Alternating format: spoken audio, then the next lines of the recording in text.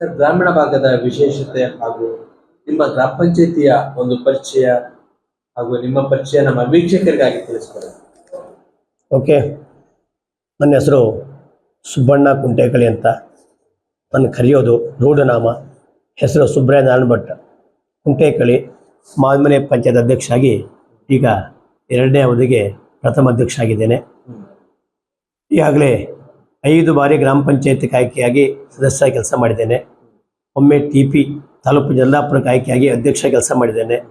2 ಬಾರಿ ಸೇವಾ ಸಹಕಾರ ಸಂಘ ಮಾಲ್ಮನೆ ಮಳವಳ್ಳಿ ಇದರ ಸದಸ್ಯರಾಗಿ ಕೆಲಸ ಮಾಡ್ತಾಯಿದ್ದೆ. ಈಗ ಹಾಲಿ ಸದಸ್ಯರಿದ್ದೇನೆ ಮಾಲ್ಮನೆ ಸೇವಾ ಸಹಕಾರಿ ಬ್ಯಾಂಕಲ್ಲಿ. ಹಾಗೆ ನಮಗೆ ವಿಶೇಷವಾಗಿ ಗ್ರಾಮೀಣ ಪ್ರದೇಶದಲ್ಲಿ ಗ್ರಾಮೀಣ ಜೊತೆಯಲ್ಲೇ ನಾವು ಬದುಕಿದವರು.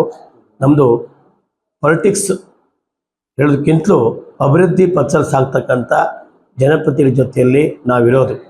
ನಮಗೆ ಪಕ್ಷಕ್ಕಿಂತಲೂ ಅಭಿವೃದ್ಧಿ ಮುಖ್ಯ.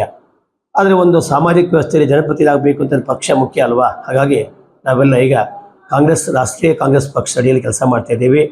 ನಮ್ಮ ನಾಯಕರು ನಮ್ಮ ಕ್ಷೇತ್ರ ಶಾಸಕರಾಗಿರ್ತಕ್ಕಂಥ ಶಿವರಾಮ್ ಹೆಬ್ಬಾರ್ ಅವರು 4 ಬಾರಿ ಶಾಸಕರಾಗಿ, ಒಮ್ಮೆ ಕಾರ್ಮಿಕ ಸಚಿವರಾಗಿ ನಮ್ಮ ಕ್ಷೇತ್ರಕ್ಕೆ, ನಮ್ಮ ಮಾಲ್ಮನೆ ಪಂಚಾಯತಕ್ಕೆ ವಿಶೇಷ ಅನುದಾನವನ್ನು ಕೊಟ್ಟು ನಮ್ಮ ಗ್ರಾಮೀಣ ಪ್ರದೇಶಕ್ಕೆ ಯಾವ ಮೂಲಭೂತ ಸೌಕರ್ಯ ಕೊಡಬೇಕಾಗಿತ್ತು ಅದನ್ನು 90% ಯೋಜನೆಯನ್ನು ನಮ್ಮ ಪಂಚಾಯತಕ್ಕೆ ಅವರ ಅಭಿವೃದ್ಧಿಯಲ್ಲಿ ಕೊಟ್ಟಿದ್ದಾರೆ. ಇವತ್ತು ನಾವು ಸದುಪಯೋಗ ಪಡಿಸ್ಕೊಂಡಿದ್ದೇವೆ.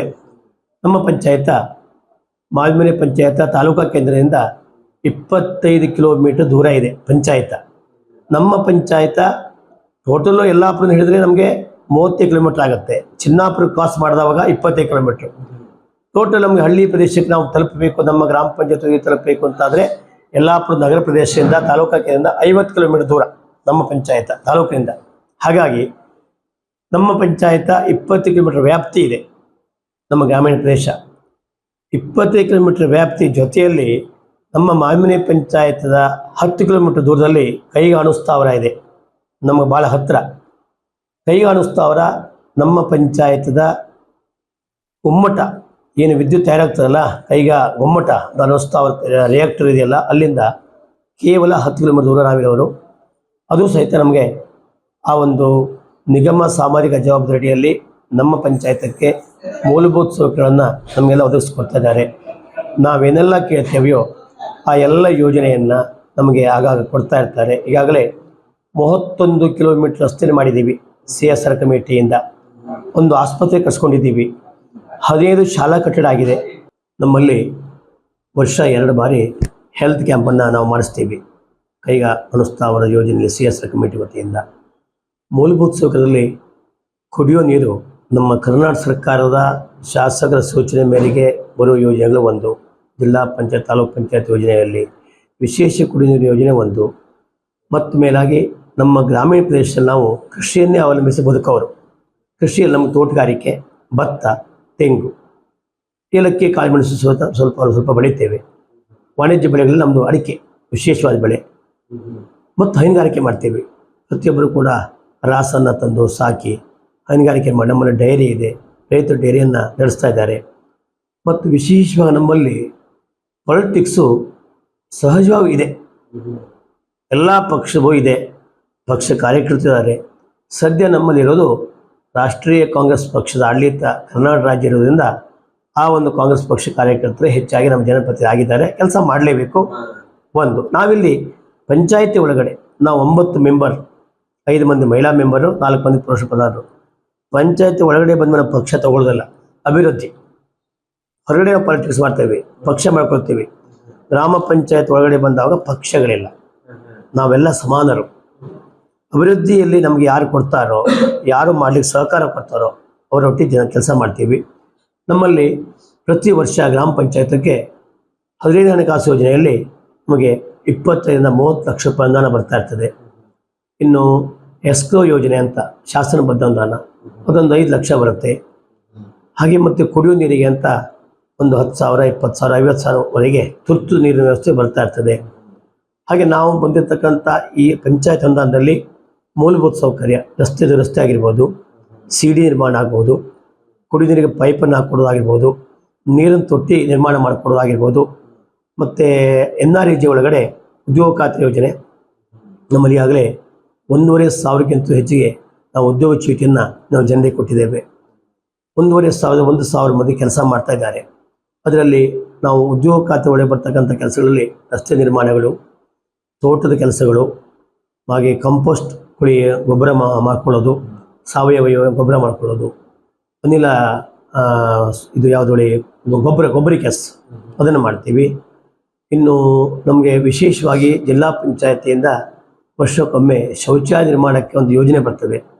ನಾವು ಶೌಚಾಲಯ ಯೋಜನೆನ ಜನರಾಗಿ ಬಂದು ಅರ್ಜಿ ಮಾಡಿಕೊಂಡ್ರೆ, ಆನ್ಲೈನ್ ಅರ್ಜಿ ಮಾಡಿಕೊಂಡ್ರೆ ಈ ಹಿಂದೆ ಯಾರು ತೊಗೊಂಡಿಲ್ಲೋ ಅಂಥ ಫಲಾನುಭವಿಗಳನ್ನು ಗುರುತಿಸಿ BPL ಕಾರ್ಡ್ ಹೊಂದಿರಬೇಕು, ಅವರು ಬಡವರಾಗಿರಬೇಕು, ಮನೆ ಇರಬೇಕು, ಮನೆ ನಂಬರ್ ಇರಬೇಕು, ಅಂಥವರಿಗೆ ಶೌಚಾಲಯ ವ್ಯವಸ್ಥೆಯನ್ನು ಮಾಡ್ತಾ ಇದ್ದೀವಿ.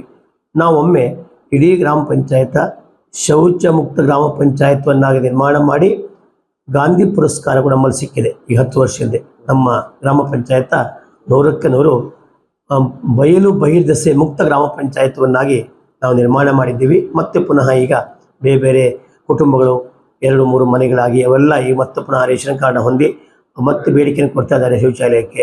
ಹಾಗೆ ನಾನು ನಿಮ್ಮ ಗಾಂಧಿ ಪುರಸ್ಕಾರದ ಒಂದು ವಿಚಾರನ ನಾನು ಹೇಳ್ತೀನಿ. ತಾವು ಹೇಳಿದ್ರಿ ಒಂದು ಮನೆಗಳಿರಬೇಕು, ಮನೆಗಳಿಗೆ ನಂಬರ್ ಇರಬೇಕು ಅನ್ನೋದನ್ನ ತಾವು ಹೇಳಿದ್ರಿ.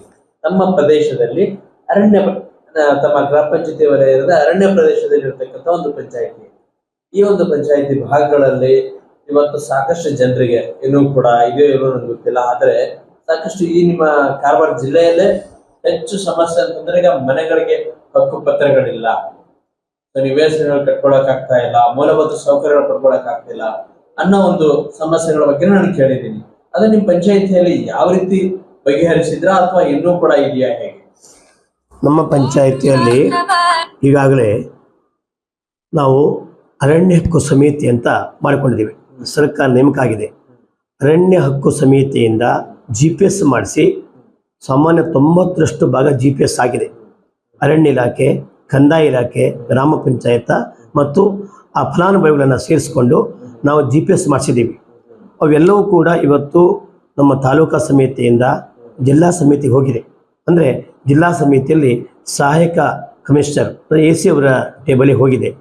ಅವು ಎಷ್ಟೋ ಪ್ರಕರಣಗಳು ಸರಿಯಾದ ಮಾಹಿತಿ ಇಲ್ಲದ ಕಾರಣದಿಂದ ಹಿಂಬರವನ್ನು ಕೊಟ್ಟು ವಾಪಸ್ ಕಳಿಸಿದ್ದು ಉಂಟು. ಎಷ್ಟೋ ಪ್ರಕರಣಗಳು ಅವು ಮತ್ತೀಗ ಆಪಿಲ್ ಆಗಿ ಮತ್ತು ಕೋರ್ಟಿಗೆ ಹೋಗ್ತಾ ಇವೆ. ಟೋಟಲ್ ನಮ್ಮಲ್ಲಿ ಸರ್ಕಾರ ಯೋಜನೆ ಪಡ್ಕೊಳ್ಳೋದಕ್ಕೆ ಕಾನೂನು ಪ್ರಕಾರ ನಮಗೆ ಅವರ ಒಂದು ನಿಯಮಾವಳಿ ಪ್ರಕಾರ RTC ಹೊಂದಿರಬೇಕು, ಮನೆ ನಂಬರ್ ಹೊಂದಿರಬೇಕು. ನಾವು ವಸತಿ ಯೋಜನೆಯಲ್ಲಿ ಪ್ರಧಾನಮಂತ್ರಿ ಆವಾಸ್ ಯೋಜನೆ ಕೊಡಬಹುದಾಗಿರಬೇಕು, ಹಾಗೆ ರಾಜೀವ್ ಗಾಂಧಿ ವಸತಿ ನಿಗಮದ ಮನೆ ಕೊಡುವುದಾಗಿರ್ಬೋದು, ಹಾಗೆ ಬಸ ವಸತಿ ಯೋಜನೆ ಕೊಡ್ಬೋದಾಗಿರ್ಬೋದು. ಯಾವುದೇ ಕೊಟ್ಟರೂ ಕೂಡ ಅಂಥವುಗಳಿಗೆ ಅವರ ಸ್ವಂತ ಜಾಗವನ್ನು ಹೊಂದಿರಬೇಕು, ಸರ್ಕಾರದ ಮಾನದಂಡ. ಅದಿಲ್ಲಿ ನಮ್ಮ ಉತ್ತರ ಕನ್ನಡ ಜಿಲ್ಲೆಗೆ ವಿಶೇಷವಾದಂಥ ಒಂದು ನಿರ್ಣಯವನ್ನು ವಿಧಾನಸಭೆಯಲ್ಲಿ ಪಾಸ್ ಮಾಡಿದರು. ನಮ್ಮ ಕ್ಷೇತ್ರದ ಶಾಸಕರು ಒಳಗೂಡಿ ನಮ್ಮ ಜಿಲ್ಲೆಯ 6 ಶಾಸಕರು, ಮಾನ್ಯ RV ದೇಶಪಾಂಡೆ ಸಾಹೇಬರು ಮಾಜಿ ಸಚಿವರಾಗಿರ್ತಕ್ಕಂಥ ಹಾಲಿ ಶಾಸಕರು ಆಗಿರ್ತಕ್ಕಂಥ ನಮ್ಮ ಶಿವರಾಮ್ ಹೆಬ್ಬಾರ್ ಅವರು, ಹಾಗೆ ಹಿಂದಿನ ಮಾಜಿ ಸಚಿವರು ಸ್ಪೀಕರ್ ಆಗಿದ್ದು ಈಗ ಲೋಕಸಭಾ ಸದಸ್ಯರಾಗಿರ್ತಕ್ಕಂಥ ವಿಶ್ವೇಶ್ವರ ಕಾಗೇರಿ ಅವರು, ಹಾಗೆ ಮಾಜಿ ಸಂಸದರಾಗಿರ್ತಕ್ಕಂಥ ಅನಂತಕುಮಾರ್ ಹೆಗಡೆ ಅವರು, ಇವರೆಲ್ಲ ನಿರ್ಣಯ ಮಾಡಿ ಕರಾವಳಿ ಪ್ರದೇಶಕ್ಕೆ ನಾವು ವಿಶೇಷವಾದ ಸವಲತ್ತನ್ನು ಕೊಡಬೇಕು ಅನ್ನೋ ಕಾರಣಕ್ಕಾಗಿ ಒಂದು ನಿಯಮಾವಳಿಯನ್ನು ವಿಧಾನಸಭೆ ಮೂಲಕ ಒಂದು ಸುತ್ತೋಲೆಯನ್ನು ಮಾಡಿಕೊಂಡು ಮಾರ್ಗಸೂಚಿಯನ್ನು ಪಡ್ಕೊಂಡು ಎಲ್ಲಿ 1970ನೇ ಇಸ್ವಿ ಈಚೆ ಅತಿಕ್ರಮಣದಾರರಾಗಿ ಮಂಜೂರಿ ಆಗದೇ ಇದ್ದಾರಪ್ಪ. ಹಾಗೆ ಡಾಕ್ಟರ್ ಮನಮೋಹನ್ ಸಿಂಗ್ ಪ್ರಧಾನಮಂತ್ರಿ ಆದವಾಗ 2005ಕ್ಕಿಂತ ಮೊದಲು ಯಾರು ಅತಿಕ್ರಮಣ ಮಾಡಿದ್ದಾರೆ ಅಂಥವ್ರನ್ನ ಗುರುತಿಸಿಕೊಂಡು GPS ಆಗಿದ್ದರೆ ಅಂಥವರಿಗೆ ಹಕ್ಕುಪತ್ರ ಕೊಡಲಿಕ್ಕೆ ಸರ್ಕಾರದಿಂದ ಸಾಧ್ಯ ಆಗದೇ ಇದ್ರೂ ಸಹಿತ ಅಲ್ಲಿಯ ಜನರ ಕಷ್ಟಗಳನ್ನು ನೋಡಿಕೊಂಡು ಅತಿಕ್ರಮಣದಾರಿಗೂ ಸಹಿತ ನಾವು ಮನೆಯನ್ನು ಕೊಡಲಿಕ್ಕೆ ಒಂದು ಮಾನದಂಡವನ್ನು ನಿರ್ಮಾಣ ಮಾಡಿಕೊಂಡು ನಮ್ಮ ಜಿಲ್ಲೆಗೆ ವಿಶೇಷವಾದಂಥ ಒಂದು ನಿಯಮಾವಳಿಯನ್ನು ರೂಪಿಸಿಕೊಂಡು ಜಿಲ್ಲಾ ಪಂಚಾಯತ್ ಮೂಲಕ ತಾಲೂಕು ಪಂಚಾಯತ್ ಮೂಲಕ ನಾವು ನಿರ್ಣಯ ಪಾಸ್ ಮಾಡಿ ಗ್ರಾಮ ಪಂಚಾಯತ್ ಗ್ರಾಮ ಸಭೆಯಲ್ಲಿ ಕೂಡ ನಿರ್ಣಯ ಪಾಸ್ ಮಾಡಿಕೊಂಡು ಸರ್ಕಾರಕ್ಕೆ ಕಳಿಸಿ ಅತಿಕ್ರಮಣದಾರಿಗೆ ನಾವು ಈಗ ಮನೆ ನಂಬರ್ನ ಕೊಟ್ಟಿಲ್ಲ, ಆಶ್ರಯ ವಸತಿ ಮನೆ ಕೊಟ್ಟಿದ್ದೇವೆ. ಉಳ್ಕೊಳ್ಳಿಕ್ಕೆ ಬೇಕಲ್ಲ, ಅವರಿಗೆ ಮೂಲಭೂತ ಸೌಕರ್ಯ ಕೊಡೋದ್ರೆ ನಾವು ಒಂದು ರಸ್ತೆ ಕೊಡಬೇಕು, ಕುಡಿಯೋ ನೀರು ಕೊಡಬೇಕು, ಒಂದು ಸೂರು ಕೊಡಬೇಕು. ಆ ಕಾರಣಕ್ಕಾಗಿ ಮನೆ ನಿರ್ಮಾಣಕ್ಕೆ ಯಾವ ಇಲಾಖೆ ಕೂಡ ತೊಂದರೆ ಮಾಡಿಲ್ಲ, ಕಷ್ಟ ಕೊಟ್ಟಿಲ್ಲ, ಮನೆಯನ್ನು ಕೊಟ್ಟಿದ್ದೇವೆ, ನಿರ್ಮಾಣ ಮಾಡಿದ್ದೀವಿ. ಹಾಗೆ ತಾತ್ಕಾಲಿಕವಾಗಿ ನಾವು ಕೊಟ್ಟಂಥ ಮನೆ ನಂಬರ್ಗಳನ್ನು ತಾತ್ಕಾಲಿಕ ರೂಪದಲ್ಲೇ ನಾವು KEBಯಿಂದ ವಿದ್ಯುತ್ ಸಂಪರ್ಕ ಕೂಡ ಕೊಟ್ಟಿದ್ದೀವಿ. ಯಾಕೆಂದರೆ ಮಕ್ಕಳು ಇರ್ತಾರೆ, ವಿದ್ಯಾಭ್ಯಾಸ ಮಾಡಬೇಕು, ಶಿಕ್ಷಣ ತೊಂದರೆ ಆಗ್ತದೆ, ಬೆಳಕಿನ ವ್ಯವಸ್ಥೆ ಬೇಕಲ್ಲ.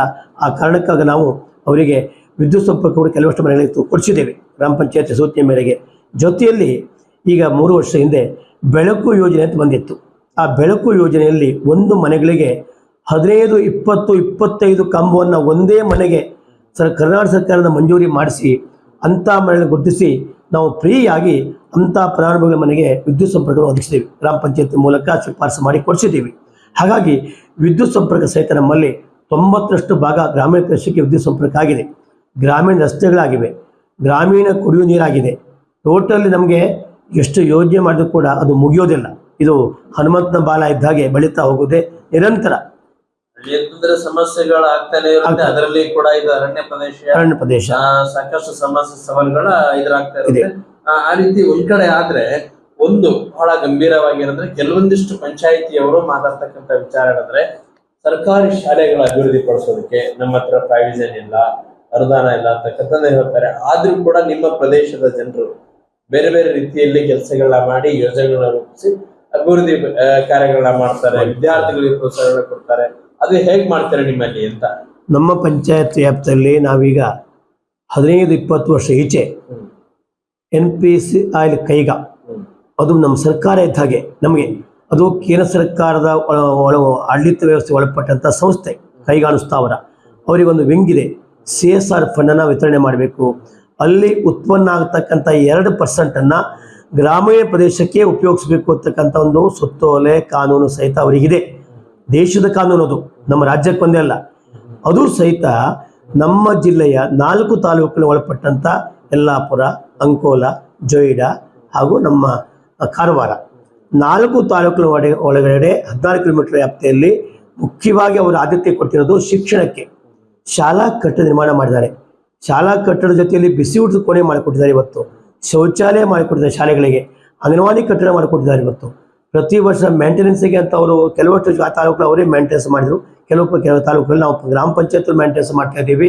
ಒಟ್ಟಾರೆಯಾಗಿ ಕಟ್ಟಡ ನಿರ್ಮಿಸಿ ಸುಸಜ್ಜಿತವಾದಂಥ ಶಿಕ್ಷಣ ಕೊಡೋದಕ್ಕೆ CSR ಕಮಿಟಿಯವರು ನಮಗೆ ಒಂದು ಭಾಗದಲ್ಲಿ ಕರ್ನಾಟಕ ಸರ್ಕಾರ ಏನು ಕೊಡಬೇಕಿತ್ತೋ ಅದಕ್ಕಿಂತ ಹೆಚ್ಚು ಯೋಜನೆಯನ್ನು ನಮ್ಮ ಕೈಗಾದಿಂದ ನಾವು ಪಡ್ಕೊಂಡಿದ್ದೀವಿ.